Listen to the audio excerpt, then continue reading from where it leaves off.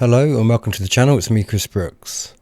Right, I've got a clip to show you, and it is a clip of George Galloway as he discusses basically the consolidation of power. And then after that short clip, I'm going to show you an article from the Thetford and Brandon Times which kind of backs up that, but on a more local level. So I think this is actually quite important because one world government, whatever you want to call it, this is about taking power away from the local councils and giving it to a bigger body of corruption, basically. That's how I view this. So enjoy it, take on board what it's about, and let me know what you think in the comments section below. And then perhaps we might even take a look at some of the comments which have been left on the article once we've read the article together. I've just received a disturbing report from our National Election Coordinator, Hoz, who tells me that the British government are contemplating cancelling next May's local council elections. It's catching, you know. They cancelled the elections in Romania. They refused to accept the result of the elections in Georgia. They are interfering in the political process of NATO and EU members, Slovakia and Hungary. And now, here in the United Kingdom, the government is actually proposing to cancel council elections. The reasons are obvious. They know that they're going to lose them, and lose them so catastrophically, more catastrophically, than any election has ever been lost by any government in British history. They're scared. They're running scared of electoral meltdown, which is already discernible every Thursday in the raft of local council by-election results.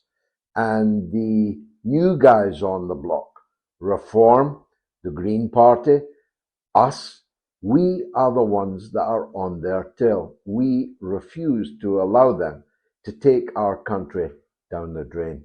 So we are saying this: Keir Starmer, if you try to cancel the elections next May, you will take Britain down a road it has never been down before, at least outside of World War II. And even then, there were elections. So don't do it.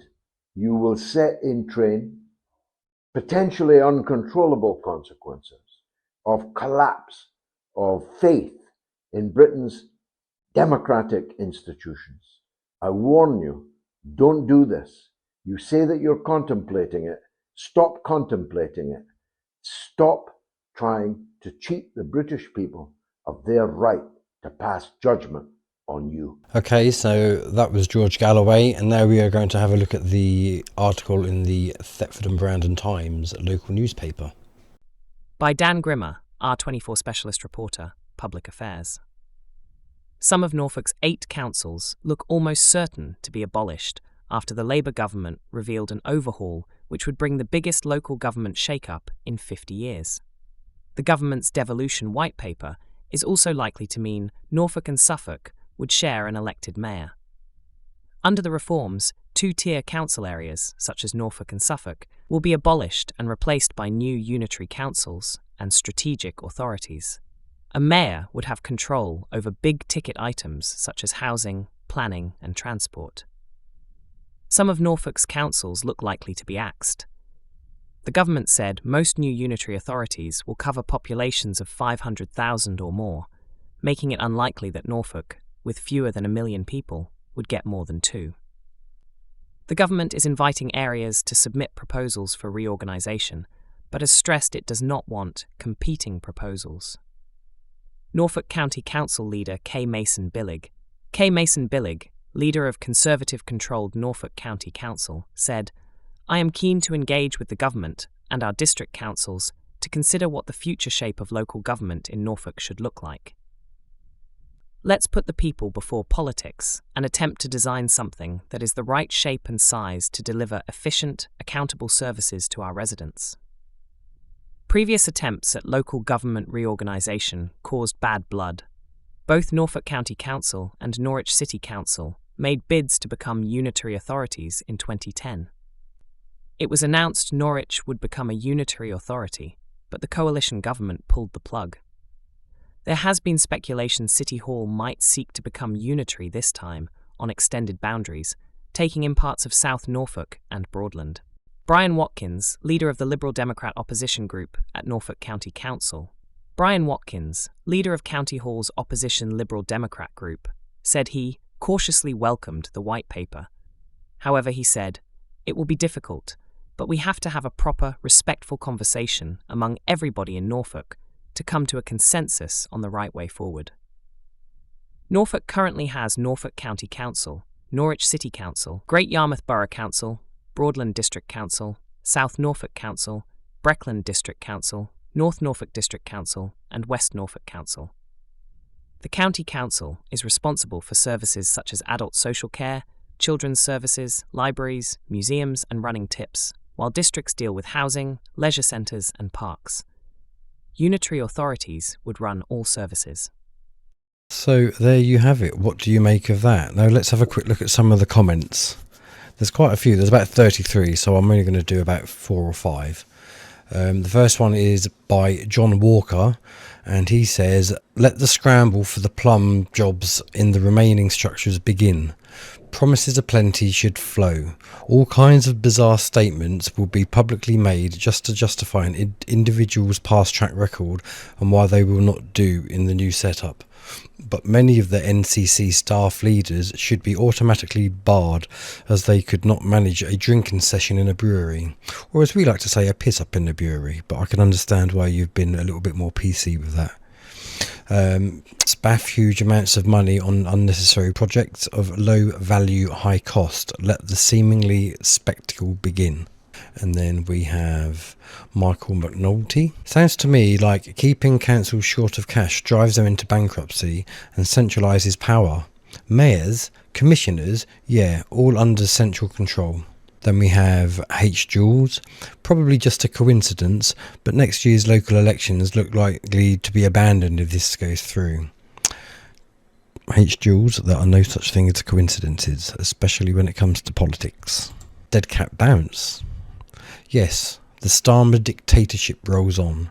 And let's just not forget that Starmer, before he was even elected as Prime Minister, and before the ridiculous Labour Party got into power, he was already saying that he would much rather take his directives from Davos than Westminster. So we know exactly what the game is. We know what the plan is." Here's one from Dave. "What a brilliant early Christmas present from Labour. Please Breckland Council be the first one to be axed." Now, I can understand why people don't like Breckland Council, and I can understand kind of his sentiments, but I don't think Dave fully understands what the bigger picture is here. And this one's from Cy. "Another mad idea by the mad party running the country." Sorry, not running the country. No, it's being run by Westminster as opposed to Westminster. M. Pitt, "A county council with non-political members representing the residents and a national government which deals with national, international and global issues. Also, we do not want a Greater Norwich Council." And we will end with this one, Voice of the People. "God help residents if the left-wing council extends its reach into a few miles further outside the city. At a national level, Labour is demonstrating fascist state tendencies, i.e. control over the police and courts. There is no doubt that more extreme councils like the city are just after more power to exert over and oppress residents and businesses, if they could, and of course increase tax as much as possible. If anything, Norfolk should be just one council. No need for districts or a city council. As for a mayor, there is still only one contender. The most impressive politician Norfolk has ever produced. No, Clive, not you. Landowner and businessman respected and loved by all those that don't know him. Recruit someone now to look after his ermine gown and meet his needs when appointed. It's only a matter of time. Let us be clear. Norfolk needs its most famous son, after Nelson, to save us from Labour." Thomas Paine? Let me know what you think in the comments, and I will speak to you all again soon. Though, just to let you know, I will be slowing down as we near Christmas. The podcasts are still being Wednesday, but the daily videos will probably reduce as we nearer to Christmas and into the new year. But look after yourselves, and I will speak to you all again soon. Bye for now.